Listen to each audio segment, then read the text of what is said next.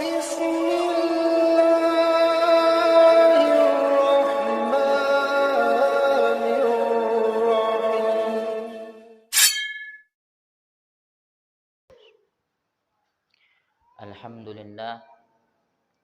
Alhamdulillahilladzi qad wafaqa lil ilmi khaira khalqihi walittuqa hatta nahat qulubuhum linahwihi famin azimin sya'nihi lam tahwihi fa ushribat ma'na dhamiri syani fa uribat fil hani bil alhani summa salatu wassalamin laiki 'alan nabi afsahil khalaiki Muhammadin wal ali wal ashabi man atqanul qur'ana bil i'rabi amma ba'du faya ayyuhal hadirun usikum wa nafsi bitaqwallah ittaqullaha haqqa tuqatih wa la tamutunna illa wa antum muslimun wa qala ta'ala fi kitabihil ula a'udzu billahi minasy syaithanir rajim bismillahirrahmanirrahim ya ayyuhalladzina amanu ittaqullaha haqqa tuqatih wa la tamutunna illa wa antum muslimun. Wa qala an-nabi Muhammad sallallahu alaihi wasallam ittaqillaha haitsu ma kunta wa atbi'is sayyi'ata bil hasanah tamhuha. Wa qala aidan Rajabu syahrullah wa Sya'banu syahri wa Ramadhanu syahru ummati. Ma'asyiral muslimin rahimakumullah. Melalui kesempatan yang sangat berharga ini dan melalui mimbar masjid yang insyaallah penuh dengan barokah ini, tiada henti-hentinya khatib selalu berwasiatkan kepada para hadirin sekalian, khususnya untuk khatib pribadi, untuk selalu meningkatkan ketakwaan kita kepada Allah Subhanahu wa taala. Yang mana hanya dengan takwa kita akan mendapatkan sa'idun fid dunya wa sa'idun fil akhirah, yaitu mendapatkan kebahagiaan di dunia dan kebahagiaan di akhiratnya Allah Subhanahu wa taala. Maka takwa dalam arti yaitu imtitsalu awamirillah wa jitinabun nawahi, yaitu melaksanakan segala yang diperintahkan oleh Allah Subhanahu wa taala dan menjauhi segala yang dilarang oleh Allah Subhanahu wa taala. Ma'asyiral muslimin rahimakumullah. Yang pertama, marilah kita panjatkan puja dan puji syukur kita ke hadirat Allah Subhanahu wa taala, yang mana Allah Subhanahu wa taala masih tetap memberikan nikmat kepada kita sehingga masih diperkenankan oleh Allah untuk melangkahkan kaki kita daripada rumah kita masing-masing, kesibukan-kesibukan kita masing-masing untuk menuju rumahnya Allah Subhanahu wa taala dalam rangka melaksanakan kewajiban kita bersama, yakni melaksanakan salat Jumat secara berjamaah. Maka nikmat ini patut kita syukuri kepada Allah Subhanahu wa taala. Maka bagaimana cara mensyukuri nikmat yang diberikan oleh Allah Subhanahu wa taala? Ulama mengatakan at-tasarruf na'imullah, yaitu dengan cara kita mentasarrufkan nikmat-nikmat Allah, menggunakan nikmat-nikmat Allah fi sabili mardhatillahi taala, di dalam jalan yang diridhoi oleh Allah Subhanahu wa taala.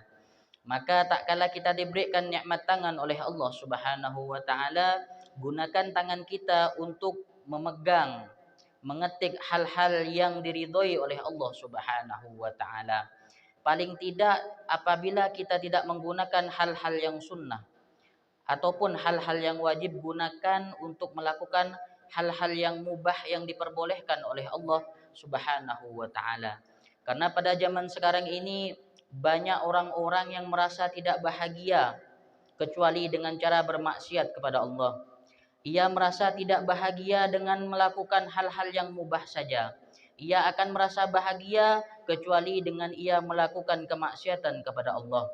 Maka apabila seseorang bisa menikmati hal-hal yang mubah, ulama mengatakan at-tarwihu anil mubahat, yaitu perkara menikmati hal-hal yang dimubahkan oleh Allah Subhanahu wa taala, itu juga perkara bersyukur kepada Allah Subhanahu wa taala. Maka sungguh dengan kita duduk di depan rumah, meminum teh, meminum kopi dengan melihat orang-orang sekitar itu juga termasuk nikmat dari Allah Subhanahu wa taala, dan kita bisa menikmati hal-hal tersebut, maka itu merupakan anugerah dan rasa syukur kita kepada Allah Subhanahu wa taala. Maka semoga kita semua yang ada di sini tidak termasuk daripada firman Allah yang berbunyi wa qalilum min ibadis syakur. Sungguh sedikit kata Allah Subhanahu wa taala dari hamba-hambaku yang pandai bersyukur kepada Allah Subhanahu wa taala. Kedua kalinya solawat beriringan salam marilah kita haturkan keharibaan junjungan kita Nabiuna wa nabiyukum Sayyiduna wa sayyidukum Habibuna wa habibukum Muhammad sallallahu alaihi wasallam. Siapa Nabi Muhammad sallallahu alaihi wasallam? Alladzi yahmiluna minadh dhulumati ilan nur. Beliau adalah orang yang telah membawa kita dari kehidupan yang gelap gulita, kehidupan yang di dalamnya tidak ada cahaya iman wal Islam, dibawa kita semua ilan nur, menuju cahaya iman wal Islam yang kita rasakan pada siang hari ini. Maka hendaklah kita untuk bersolawat kepada Rasulullah Shallallahu Alaihi Wasallam, terlebih pada hari Jumat ini. Di dalam sabda Rasulullah Shallallahu Alaihi Wasallam, "Aksiru alayya solatan fi yaumil Jum'ah." Perbanyaklah kata Rasulullah Shallallahu Alaihi Wasallam bersolawat kepadaku khususnya di hari Jumat. Faman aksara alayya solatan, maka barang siapa yang paling banyak solawatnya untukku, kana akrabuhum manzilatan, maka orang tersebut nanti di hari kiamat kata Rasulullah, rumahnya akan yang menjadi paling dekat dengan rumahku nanti di surganya Allah Subhanahu wa taala. Ma'asyiral muslimin rahimakumullah. Alhamdulillah, sekarang kita sudah berada di bulan yang dimuliakan oleh Allah Subhanahu wa taala, di bulan yang diagungkan oleh Allah Subhanahu wa taala, yang disebutkan oleh Rasulullah sebagai bulannya Allah Subhanahu wa taala. Di dalam hadis Rasulullah sallallahu alaihi wasallam bersabda, "Rajabu syahrullah wa sya'banu syahri wa ramadhanu syahru ummati." Rajab kata Rasulullah sallallahu alaihi wasallam adalah bulannya Allah. Sya'ban adalah bulanku, yakni bulannya Rasulullah sallallahu alaihi wasallam, wa Ramadhanu syahru ummati, dan Ramadan adalah bulan untuk umatku kata Rasulullah sallallahu alaihi wasallam. Maka bulan Rajab di sini oleh Rasulullah disandangkan dengan lafzul jalalah, dengan lafaz Allah, menunjukkan bulan Rajab merupakan bulan yang dimuliakan oleh Allah, menunjukkan bulan Rajab adalah bulan yang diagungkan oleh Allah Subhanahu wa taala. Maka ulama mengatakan bulan Rajab juga dinamakan sebagai bulan Al-Asab, yaitu bulan yang memberi. Apa yang diberikan bulan Rajab? Apa yang diberikan oleh Allah di bulan Rajab? Yaitu Allah di bulan Rajab banyak memberikan rahmat, banyak memberikan pahala-pahala kepada hamba Allah Subhanahu wa taala yang beribadah kepada Allah Subhanahu wa taala. Nama lain daripada bulan Rajab juga kata ulama disebut dengan bulan Al-Asam, yaitu bulan yang tuli, di mana kata ulama Allah Subhanahu wa taala di bulan Rajab ini tidak akan memperhatikan kepada hamba-hamba Allah yang melakukan maksiat kepada Allah Subhanahu wa taala. Kenapa? Karena Allah Subhanahu wa taala hanya berfokus kepada hamba-hamba Allah yang melakukan kebajikan, melakukan ibadah di bulan Rajab. Maka Allah tidak akan memandang kemaksiatanmu di bulan Rajab, namun Allah hanya memandang ketaatan dan ibadahmu di bulan Rajab ini. Dan ulama juga mengatakan bulan Rajab sebagai bulan al-isti'dadiyah, yaitu bulan persiapan, di mana ketika umatnya Rasulullah Shallallahu Alaihi Wasallam ketika masuk pada bulan Rajab, maka ia harus mempersiapkan diri. Maka kata ulama ada 3 perkara, tak kala umatnya Rasulullah memasuki bulan Rajab, dia harus mempersiapkan dengan 3 perkara ini. Yang pertama kata ulama yaitu al-isti'dadu bil ilmi, yaitu ia harus mempersiapkan dengan ilmu. Ia belajar tentang bagaimana beribadah di bulan Rajab. Ia belajar bagaimana berpuasa sunnah di bulan Rajab, di bulan Sya'ban, bahkan sampai di bulan Ramadan. Maka kata ulama, apabila seseorang beramal dengan tanpa ilmunya, maka a'maluhu mardudatun la tuqbalu. Amalnya akan ditolak oleh Allah Subhanahu wa taala, tidak akan diterima oleh Allah Subhanahu wa taala. Maka yang perlu kita siapkan di bulan Rajab ini yaitu yang pertama adalah ilmu-ilmu tentang bulan Rajab, ilmu-ilmu tentang bulan Sya'ban, dan ilmu-ilmu tentang bulan Ramadan nanti. Yang kedua kata ulama yang perlu dipersiapkan yaitu al-isti'dad bi sihhati jasadiyah war ruhiyah, yaitu kita mempersiapkan jasad kita, mempersiapkan ruh kita untuk sehat wal afiat, beribadah di bulan Rajab, beribadah di bulan Sya'ban dan beribadah di bulan Ramadan nanti.